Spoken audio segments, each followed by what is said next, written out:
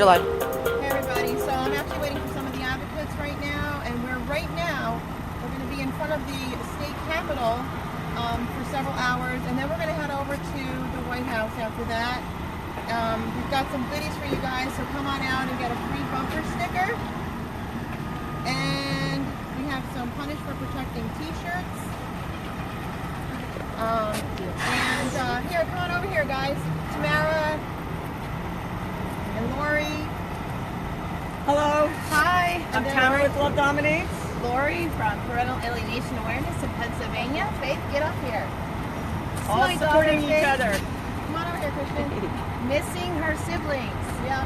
She's our mascot in Pennsylvania. A return child to safety.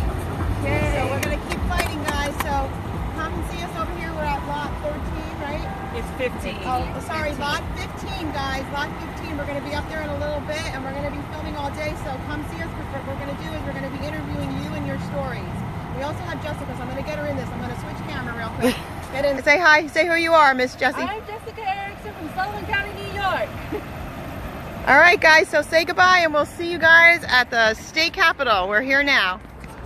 Hey, everyone. We are live right now at the state capitol in Washington, D.C. We first want to inform you that we will be heading over to the White House. And let's see, what is it, guys? 1 o'clock right now? Yeah, it's around 1 o'clock. Okay, so guys, 12:45. 12:45, she has a clock built in. That's how amazing we are. So we will be heading over to the White House at 2 o'clock, and we will stay there to interview you there. But right now we have some of our core team here, and so we wanted to just talk about this a little bit while we're here. We are here today in unity with other groups, and that is one of the main things that we need to do. Okay, so we are here today live, Punish for Protecting, at the state capitol in Washington, D.C. We're going to be heading over at 2 o'clock to the White House, and we're going to stay there, and we're going to do live interviews of any of you who are coming by to be interviewed. We are doing one of our primary missions here is to unify groups together. So we are also representing other groups that we're going to bring out in a second here. And we're going to talk about that. But right now, we want to appeal to you, President Donald Trump. We want to appeal to you, President Donald Trump. And we are doing this because this nation has been crying out. Because our children are crying out. Some of them are laughing hysterically, but most of them are crying out. He's laughing because he's been returned to safety. But sadly, too many of our children across our entire nation are not returned to safety. They're in very, very dangerous situations. They are in situations that are absolutely barbaric and no child should have to live through. They are living through situations that are absolutely horrendous and horrible. And you guys know from the interviews that we have been doing that there's no reason for these children to have to live in these situations. First of all, being stripped from your primary loving caretakers is a violation of our human rights, our civil liberties, and everything that we hold dear in this nation.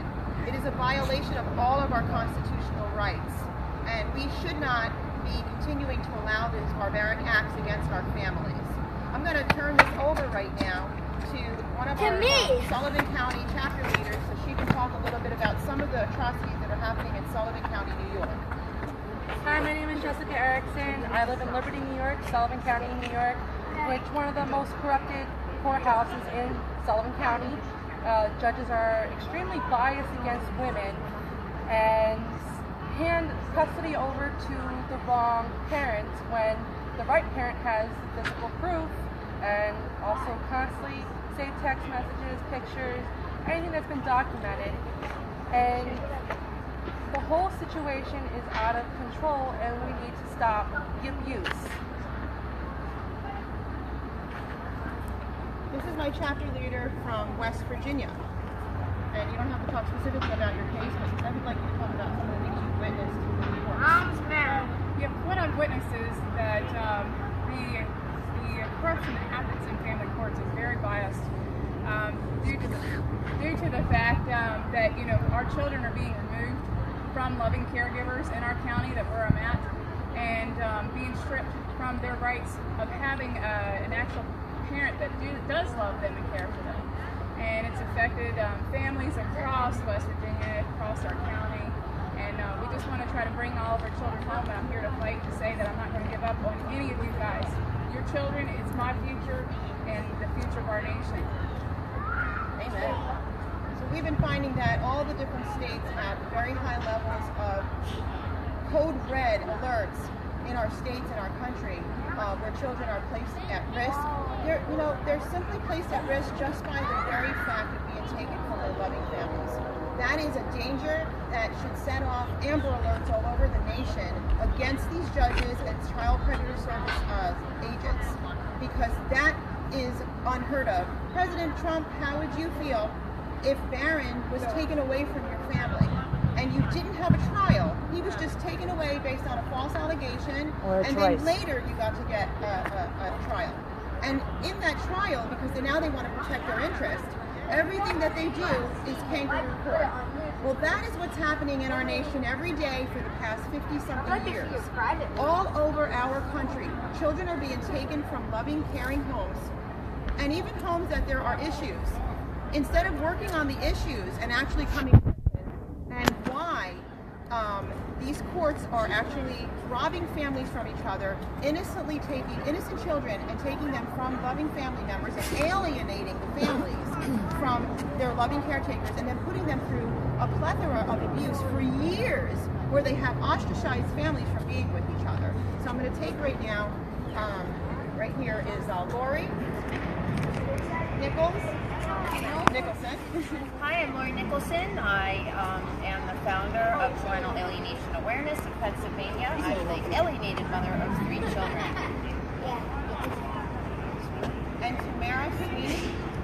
Hi, I'm Tamara Sweeney from Love Dominates, and we are here today supporting Francesca and getting the word out about parental alienation. I'd like to challenge Trump, actually, to Drain the family courts. Corruption. drain the swamp, stop it, abolish the court system. We're Protect done. our children. Bring our children back. It's been 5 years for me that I have not seen my older children. My younger children I have seen a little bit, but it's the worst pain any parent could go through. Imagine experiencing holidays, your child's birthday, any Mother's Day or Father's Day, anything. Just imagine going through those holidays, those special events without your child. It's mourning a live child. And you've done nothing wrong. You've never been deemed abusive, neglectful, or unfit. You just have an ex that decided, hey, I'm gonna get even with you, so I'm gonna take your kids, the things that mean the most to you. So please help us get our kids back. We're here to fight. Yes, choose love over hate. My main message is children naturally do not hate. Their natural ability is loving someone. So if a child is hating, it's because it's a learned behavior. It's absolutely a learned behavior, and we need to take hatred out of this world. Parental alienation is an extenuation of domestic violence. I want everybody to know that. Usually in most of these cases, there has been a history of domestic violence, but we're not heard in court. We're deemed crazy, what else? Unfit. Unfit. They try to 302 you or put you in a mental home. They gaslight you.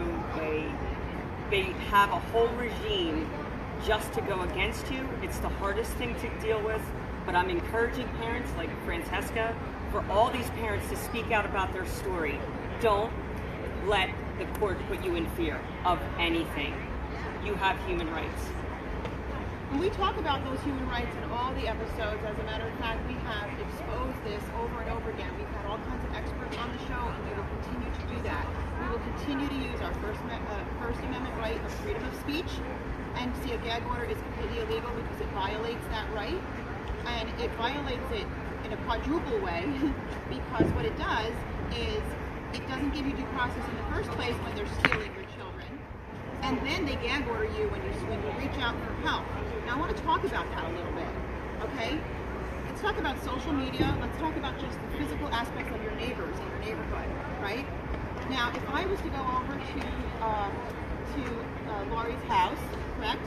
And she's my neighbor, and I live across the street, and my children have just been stolen. My freedom of speech is to go to my neighbor's house and say, neighbor, my children have been stolen. She would say to me, oh my God, why? There's nothing wrong with you. Who stole that? Like, no, I'm sorry. Who stole your children? Or and I what would did say, you do wrong? Yeah, what did you do wrong? I would say, well, first of all, they weren't kidnapped by some person that I don't know out there. They were kidnapped by a judge or a child protective service agent who came to my house and discussed my kids and said that I did something that I never did. You know, I'm 30, 40, 50 years old, and I've never had anything on my record, and now all of a sudden I've done something wrong, false allegation, and taken my children. Or I went to court and I begged you to protect my child from domestic violence with a wealth of evidence, and you ignored it for years, and you took my child and placed my child right into the care of an abuser. So she would maybe, as my neighbor, would know me, and she would say, well, I know this woman, and there's no way that this should possibly be happening. Or she would not know me, and she'd say, must be something wrong. Gotta be something wrong, right? That's one of our biggest mistakes as a nation, is that we thought, we all did, at one time we all thought, must be something wrong. Well, the reason I expose these stories is because I have a legal right to expose these stories. Freedom of press, and freedom of religion, and freedom of speech. And also because I have to go to my neighbor, and I have to go to my police that we pay for, that are our public servants, and I have to go to our judges or wherever, and I have to say, our rights are being violated, and you're here to serve and protect us as a nation, for we are a sovereign nation of we the people. So I go to my neighbor, and she happens to know that I'm okay, and she knows that this is wrong. Well, guess what? When I get on Facebook or YouTube or public access TV across the nation, I'm exercising that same right I have to talk to my neighbor publicly or individually and privately about my case. Now guess what, everybody? Here's something that you may not know because we've been snowed for so long. If your child was stolen and there's an Amber Alert and it's a person that's a perpetrator that nobody knows, and it's a rapist or whatever that killed your child, you're in a grocery store and the next thing you know, you're looking around and the child is gone, right? Well, you have every right to go to your same sources and say, help, my child has been stolen. And now at that point, you take that child, they put the missing persons out there, and they alert the masses, and they put the Amber Alerts out. Well, now all bets are off at this point, correct? At this point now, it's no longer we have to hide the confidentiality of a child. The courts have been using the fact that we have to hide the confidentiality of a child in favor of them actually hiding the corruption that they're doing. They don't want to be exposed. So they use that as hiding the confidentiality of a child. But see, all bets are off once the child is placed in danger. Just like an Amber Alert and all over the news, what do you see? You see that child's face, age, description of the child, am I right? Yes. So now all bets are off. Why are all bets off at that time? Let's say it together. Because the child is in danger, right? Nobody say it together. Let's say it again. They need to know. Because the child is in danger. So we don't want to be punished for protecting our children by having the courts steal our children and place them in danger, and then on top of that, use another evil tactic by gag ordering us and telling us we can no longer say, neighbor, police, judge, my child is in danger. Why did I all of a sudden lose my rights? Because you stole my child and not a predator out of the grocery store. Okay? So people, we need to wake up as a nation. Sometimes we have to be completely fearless, right? And love dominates, and love surpasses fear, and we need to be as forthright as possible. We need to go full force forward, and we need to do what we need to do to expose these judges for their corruption. This is corruption. This is absolute and utter corruption. We need to expose these child predator service caseworkers that don't even have the background to do what they're doing. They are a completely illegal entity, and instead of them going to the police for help to take your children out of the house, guess what they're supposed to be doing? Being arrested and handcuffed for actually stealing your children without due process of law. Can everybody agree with that? Yes. I agree. Anybody else want to say anything right now? Okay, I'm going to talk about the grandma over here who's shy to speak. She's going to be representative of all you grandmothers and grandparents out there and extended family members. Back on grandmas! And A lot of you write me a lot of times and say, what about grandma? What about grandpa? What about auntie and uncle and all that? Well, yes, of course. You see, this entire thing is a violation on the family, the entire family, and is a violation of our entire nation. And grandma represents that, because when grandma's grandchildren are taken without due process, who come to her house all the time while she bakes muffins. We talk about that. You better bonbons. And while she does these things for her grandchildren, and they come over and they sit at grandma's table and they have Sunday dinner, or they have their loving, nurturing family and their holidays, all of a sudden grandma just had all her rights taken away from her. And what did grandma do? What did grandma do? Grandma didn't do nothing but have loving children and grandchildren. That's right. That's right. And this has actually happened to this grandma, and that's why she's here today. All the way from West Virginia. She's here today, and to stand in proxy for all of you out there who have had to suffer on something that you've never done. So when we miss one thing here at this level, look at all the lives that it affects all the way through, right? So this is why we are continuing to do what we're doing, and this is another reason why, and I'm going to try to reiterate this again, and I know I've talked about this before. I've been doing this for 10 years, but in the show, Punished for Protecting, I am kind of new to a lot of you people, so I'm kind of the novel person, I'm kind of the new kid on the block, right? And so when I see some infighting, guys, it's pointless. It's counterproductive to what we are all doing. You may have a word semantic that means this and somebody else means it something else. We just talked about parental alienation.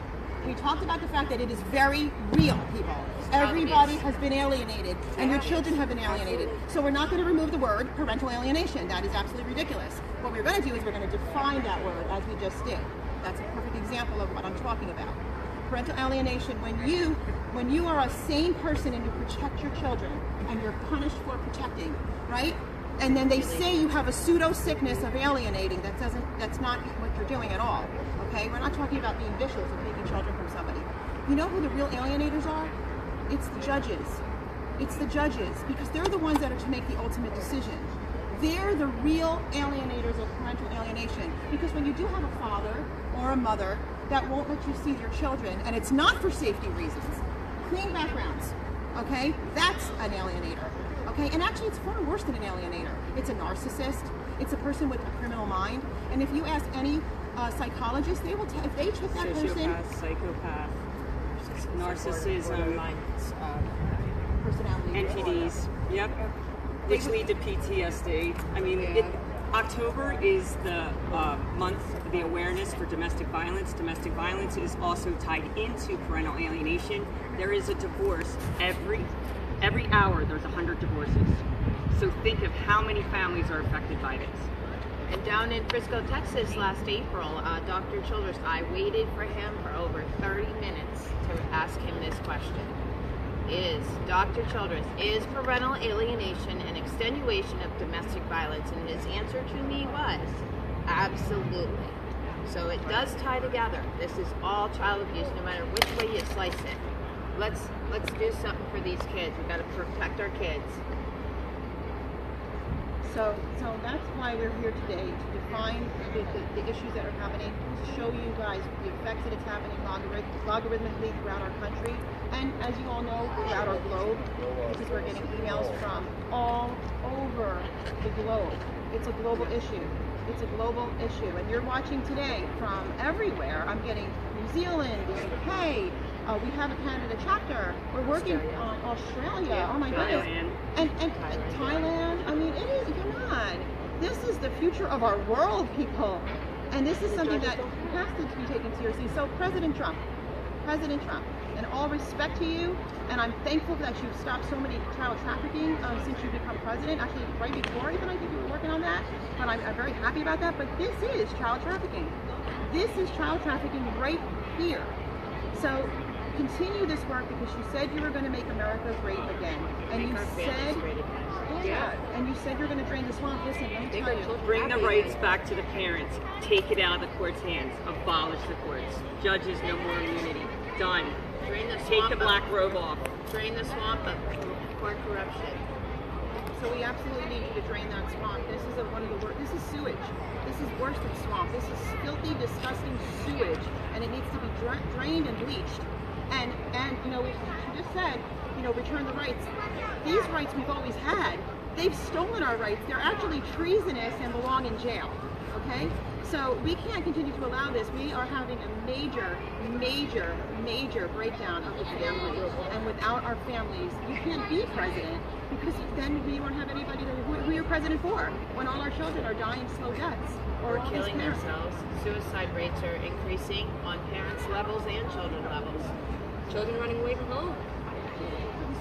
A lot of drug use. Pregnancies, A lot of drug use. pregnancies, early teen pregnancies. Children are cutting themselves because that pain feels better than the pain of losing mommy or daddy that's loved and nurtured and protected them. They no longer have that. They have to go put themselves in displacement where they have to just function day to day. Okay, I know children personally that have come back and said, I had to act a certain way, and I knew I had to act a certain way because I was afraid, and I was afraid of where I would be sent next versus thinking that I was never going to be able to come back to you.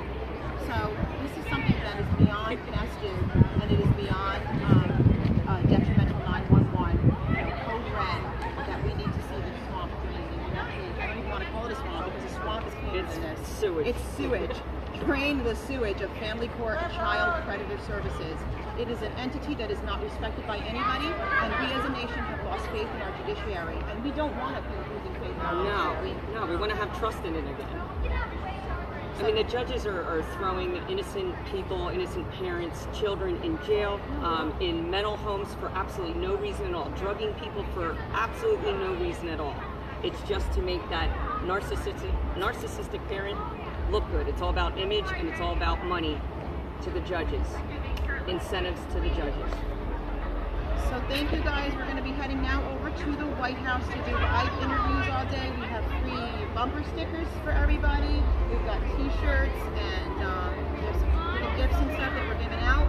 And we look forward to you. We want to interview your stories live today. I know a lot of you have wrote me and asked where we would be. We started out here at the state capitol. We are heading now 2 o'clock through 4, maybe 5, depending on how much time we can get in there. We're looking forward to do your live interviews. So thank you very much. And again, drain the sewage of Family Court and Child Predator Services. Bye, guys. Thanks. Bye.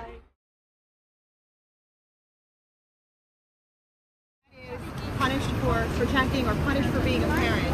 Have you been punished for being a parent, for trying to protect your rights, for trying to protect your children? Well, that's why we're here today at the White House in Washington, D.C. We're going to be interviewing Nancy. She came here from Maryland today, and you can kind of aim that on what she has here. She's talking about parental alienation. It's an abuse. It is an absolute abuse. She's an erased mom. I love when people make billboards and are outspoken like this. And plus, I'm an FCLU, Maryland member. So she's an FCLU Maryland member. Oh, I wear this everywhere because I'm a prisoner of the courts, you know.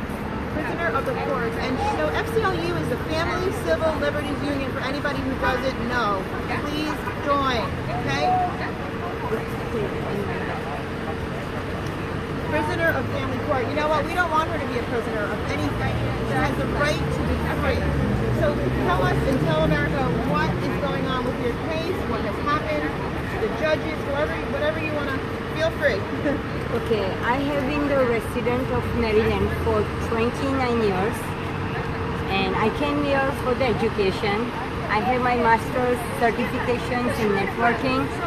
I chose to stay home to raise wonderful 2 boys. But I did not know that I married the narcissist, her husband, who had been gaslighting and who was abusing me emotionally, financially, mentally, physically.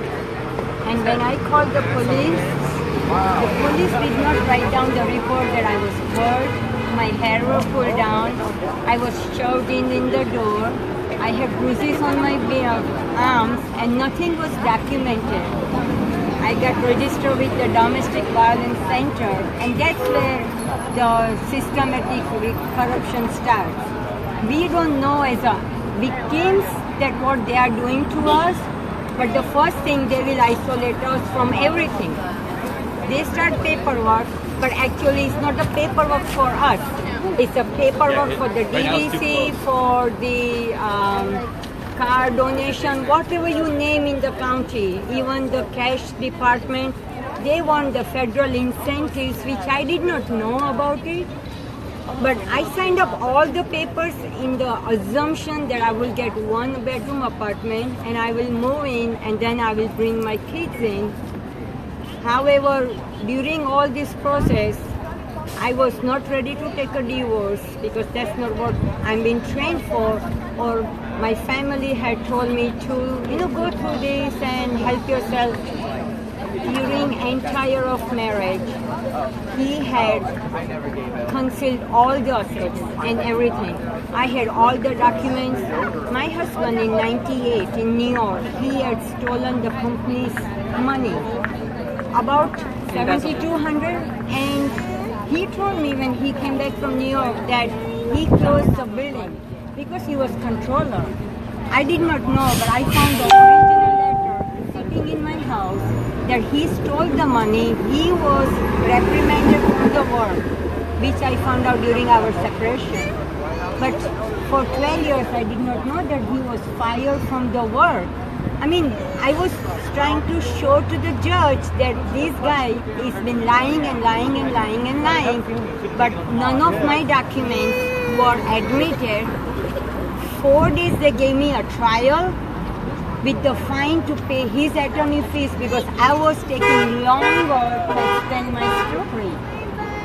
But Basically, they set you up to fail again, and here's a guy that's showing credibility of a liar. He steals from a company. He's doing this to his wife behind his back, and they give him the children. correct. So, when's the last time you've seen your children and how often or do you see them at all? Or?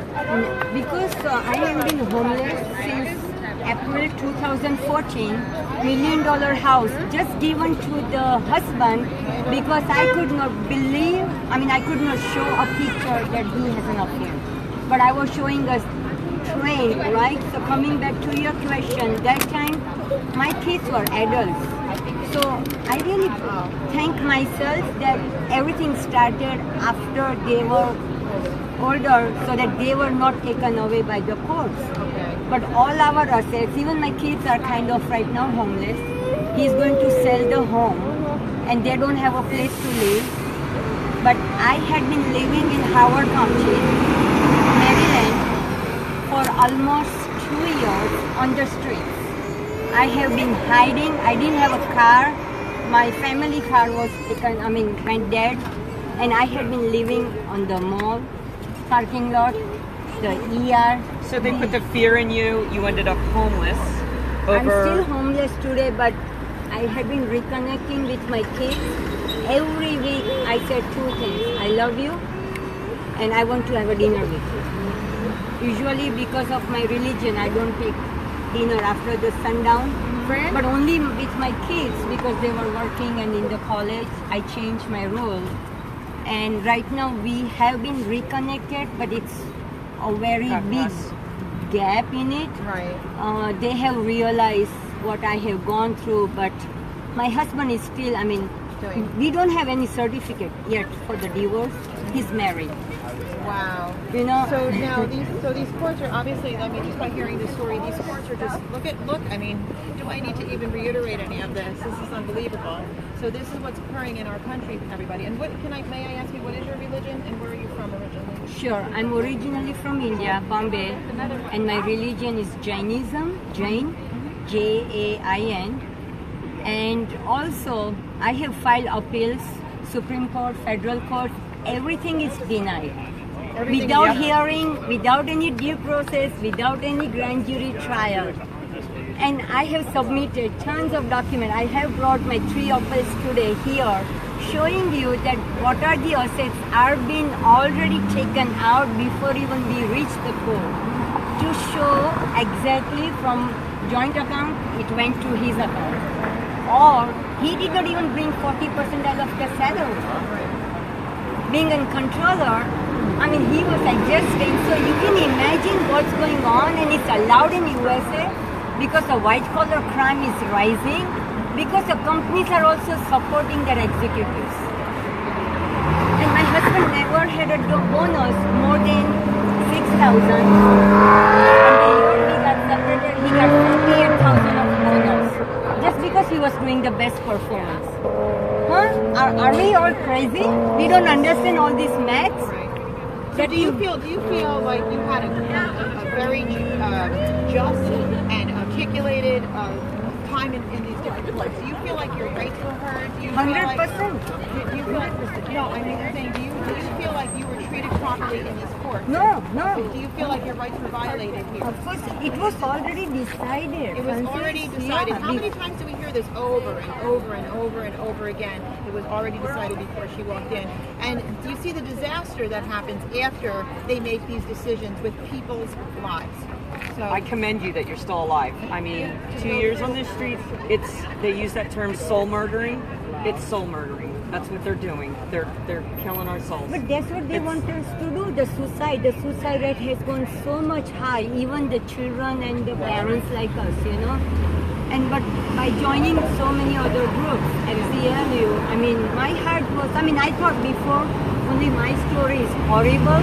You know, then you find out. And when I went for FCLU rally in New Jersey, I cried at the rally that the kids were, when we were talking, or right now when we are recording, right now the kids are being raped, are being taken away by the families, the parents who are good parents. I mean, it hurts me. And I'm not the only one. In Howard County, we have 9 other victims, but they don't have courage right now to come out because the kids will be totally gone from the system. And that's why, you know, they are remaining quiet. But same judge and decisions are all different. So now, do you want to name the judge? Yes, of course. Timothy Macron was my judge. Say it again. Say it again. Timothy Macron. Timothy Macron. And his ringmaster was Gelfman. He's the main circus orchestra running with Tucker and Weathersby and Lara. I mean, I don't want to even respect them. I'm sorry, it's recorded, but I lost respect for the judges, you know. I mean, if they give me justice, yes, you know. You said it perfect. Well, we thank you for this live Thank interview. you. Oh no, thank you for recording me. You're very welcome. We are heading to the White House now, folks, so we'll be back on live in a few minutes. Thank you. Thank you. I appreciate it. Hey guys, so we're actually on our way over to the White House right now, and we stopped here. We met Rob. Rob is a veteran, so he's somebody to be highly respected in our nation. And unfortunately, a lot of our veterans are not respected in our nation. Actually, they should be honored more than anybody. You a veteran also? No. And I talked to him a little bit about our show, Punished for Protecting, and lo and behold, you're going through it too, aren't you? Our veterans are so victimized by the family court, child predator services. It's horrible. I want to come in a little bit, Rob, tell a little bit about. Well, what ends up happening is these women will say something that we have done, or we may have some night terrors or things that are going on in our lives, and they use that against us and take our kids away from us. And how long has it been since you've seen your 4 years.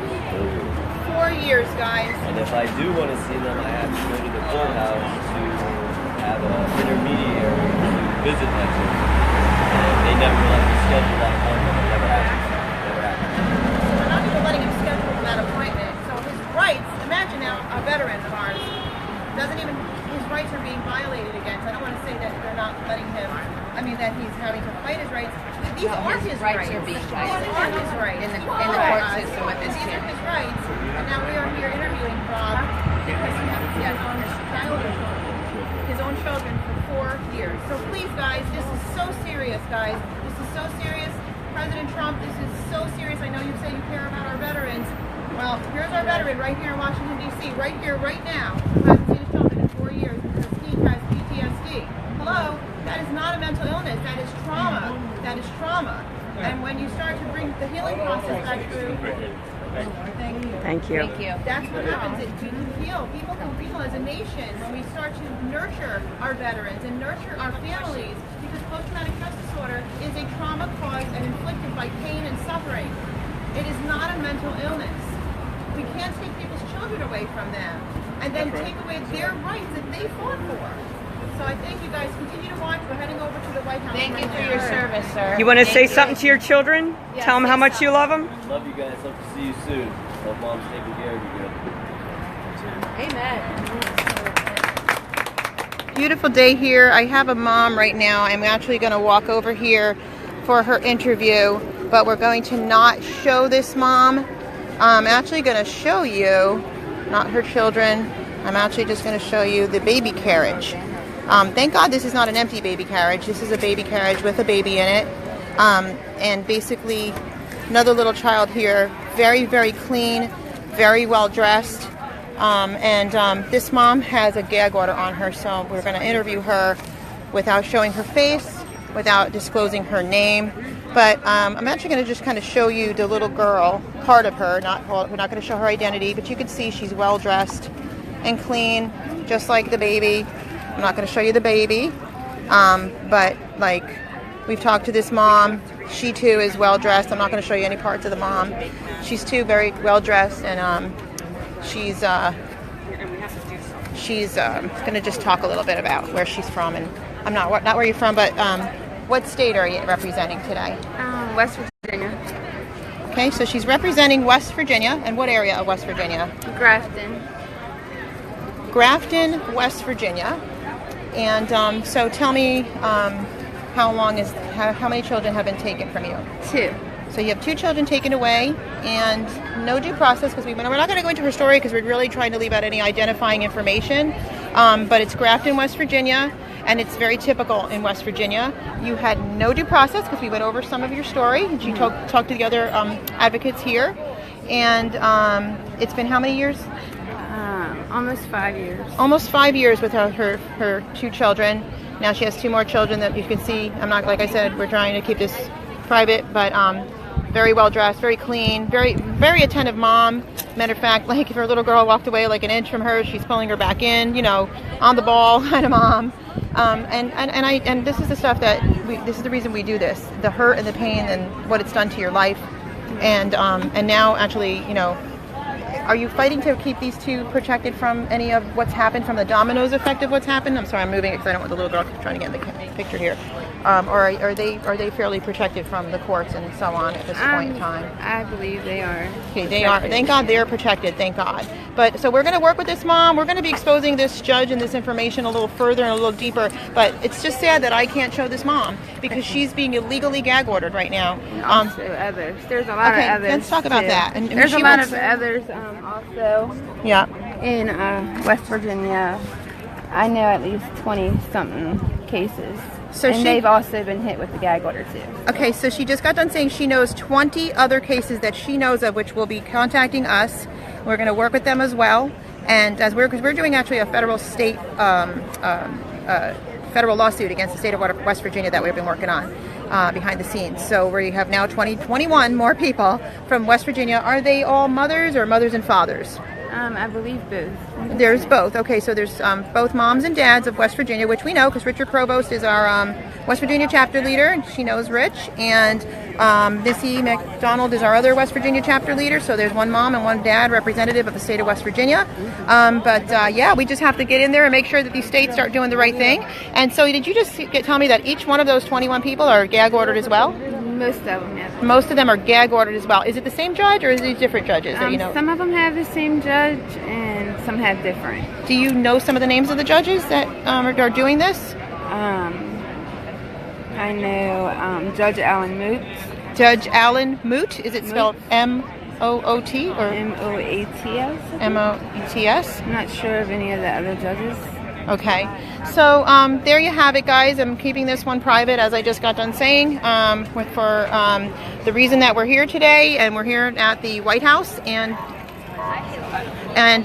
yeah, so we have people here who are afraid to show their faces and tell their stories, and we just got done talking about that a little bit ago. People are afraid to tell their stories because they're in violation of they're having their rights violated, where they can't even tell, help, I'm in trouble here. I can't tell my story to you. I'm having my rights violated, my freedom of speech, freedom of the press, to tell my story of what's happened to my family. Is it really possible that all these parents are completely horrible parents and can't have their children? Come on, we know this is not to be true because everybody here that I've got here represented today don't have issues that you would even safeguard children from. So, all right, again, sorry I can't show you her face. It really angers me, actually. But we have to keep fighting, folks, and thank you for all your support.